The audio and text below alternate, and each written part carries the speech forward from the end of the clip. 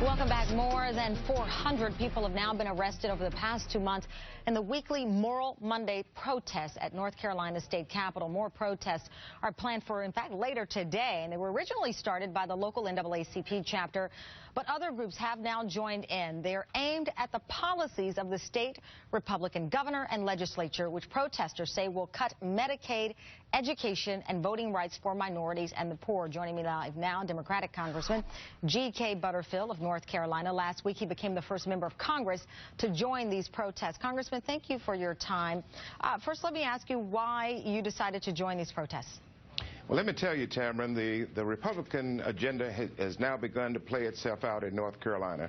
The right-wing agenda is at work. We have a Republican legislature for the first time in over 100 years, a Republican governor. And one of the first things they did was to decline the Medicaid expansion under the Affordable Care Act.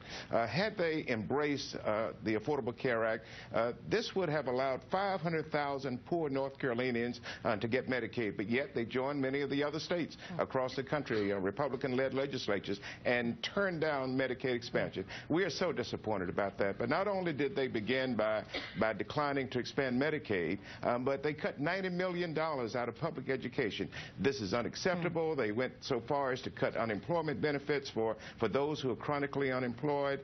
The earned income tax credit has been removed. They're talking about a use tax as a means of revenue. All of these policies, all of these right-wing policies are going to have a devastating impact on poor people. But I don't have to tell you that the Republicans there are saying that, listen, they're doing exactly what the public wanted in electing them in their veto-proof majorities, and that the protesters, which include you now, do not represent the majority or clear majority, they say. Your reaction?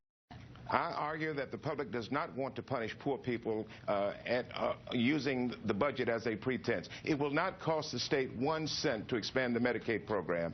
And so it's a false argument to say that it's needed in order to balance the state's budget. These are mean-spirited policies that Republicans have wanted to execute and implement for many years, and now they're in power, and they're using that power in a mean-spirited way, and poor people are paying the price for it. And so Moral Monday has emerged. People from all across. Will other members of Congress, Democrats, join you? You are the first. Well, yes, I did join Moral Monday last Monday and did speak to the audience, and there will be other activities as we go forward. But the leaders in North Carolina need to know that people of goodwill will not sit by and watch poor people be decimated in the way that they are.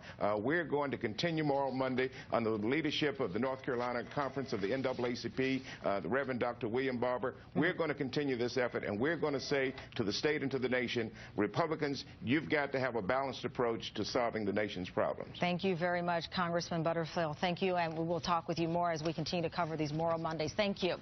Thank you. Time now for the NewsNation Gut